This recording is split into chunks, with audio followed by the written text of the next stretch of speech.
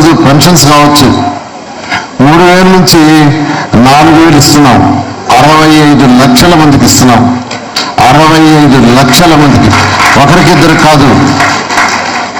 సంవత్సరానికి అయ్యేది 34,000 కోట్ల రూపాయలు.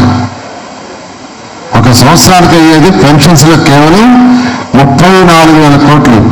భారతదేశంలో ఏ రాష్ట్రంలో కూడా 4,000 పెన్షన్స్ లేవు. ఏ రాష్ట్రంలో కూడా లేవు, ఈ రాష్ట్రంలోనే. అదేవిధంగా వికలాంగులకు కానీ లేదా బెడ్ మీద అటెండర్ సపోర్ట్ కావాల్సింటే వాళ్ళకి 15,000 ఉంటాయి. ఇవన్నీ కూడా ఎలక్షన్స్కి ముందు ఏదైతే మాట ఇచ్చారో మాట తప్పకుండా చేయటం.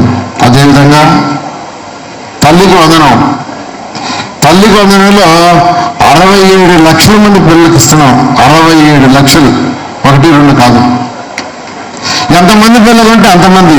ఇప్పుడే ఒక కుటుంబంలో 5 మంది పిల్లలకి పెన్షన్ ఇచ్చినట్టు కమిషనర్ రిపోర్ట్ తీసుకొచ్చారు. 67 లక్షల మందికి ఇస్తున్నాం. భారతదేశంలో ఎక్కడ ఇవ్వటంలా. ఇది ఎందుకంటే ఎన్డీఏ కూటమి ఎలక్షన్స్ ముందు మేనిఫెస్టోలో పెట్టింది. ఉచిత బస్సు ప్రయాణం ఎలక్షన్స్ ముందు చెప్పాం. 3 సిలిండర్లు ఎలక్షన్స్ ముందు చెప్పాం.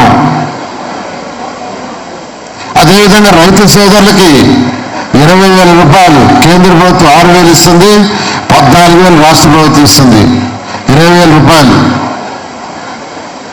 అదేవిధంగా మీకు అందరికీ తెలుసు, ఆటో డ్రైవర్లకు కావచ్చు, ఇమాములకు కావచ్చు, మోజులు కావచ్చు, అదేవిధంగా అనేక సంక్షేమ పథకాలు 1-2 కాదు. ఒక ప్రభుత్వం నడపాలంటే అటు సంక్షేమం ఉండాలి, ఇటు డెవలప్మెంట్ ఉండాలి. డెవలప్మెంట్ లేకుండా, ఇండస్ట్రీస్ లేకుండా ఉంటే మన పిల్లల యువతకి భవిష్యత్తు ఉండదు, భవిష్యత్తు అంధకారం. అదేవిధంగా పేదలు నిరుపేదలు ఎవరైతే ఉన్నారో వాళ్ళకు కొంత లిఫ్ట్ ఇవ్వకుండా ఉంటే వాళ్ళు ముందుకు పోలేరు. అందువల్ల ఈ ప్రభుత్వం సంక్షేమం అభివృద్ధి రెండింటి 2 కళ్ళుగా భావించి ఈరోజు ఈ రాష్ట్రంలో గౌరవ ముఖ్యమంత్రి గారు డబ్బులు లేకపోయినా, ఖజానా ఖాళీ అయినా ఈరోజు అటు కేంద్ర ప్రభుత్వంతో సపోర్ట్ చేసుకుంటూ ముందుకు పోతున్నారు. అందుకే ఒక మంచి రాజధాని కట్టాలి. ఒక రాజధాని ఉంటే రాష్ట్రానికి ఈరోజు హైదరాబాద్, తెలంగాణకి ఏ విధంగా అయితే హైదరాబాద్ ఆదాయాన్ని ఇస్తుందో, తమిళనాడుకి ఎట్లయితే చెన్నై ఆదాయాన్ని ఇస్తుందో, కర్ణాటకకి ఏ విధంగా అయితే బెంగళూరు ఇస్తుందో, మహారాష్ట్రకి ఏ విధంగా అయితే బాంబే ఇస్తుందో, అలాగే మన ఆంధ్ర రాష్ట్రానికి కూడా ఒక రాజధాని ఉండాలి.